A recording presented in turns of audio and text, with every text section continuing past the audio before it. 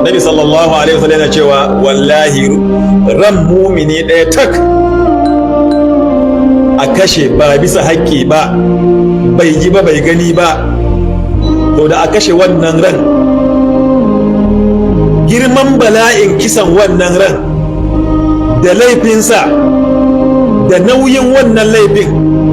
ya ce wallahi gara sammai bakwai su ruguje gaba gide su sumo ƙasa, ƙasai bakwai su lalace su ruguje gaba ki ɗaya, to ya fi sauƙi asara a gun Allah bisa ga a halakka da ran mumini ɗaya ta ba bisa haƙƙi ba. To don Allah a Najeriya musamman a arewa yau kullum mutum na kashewa. Idan kana yankin arewa musamman arewa maso gabas ko kuma maso yamma, baka isa ka ce ga adadin abin da ake kisa a kullum ba, baka isa ba, sai dai abin da ka ji ko abin da ka gani ko abin da ka gaya ma.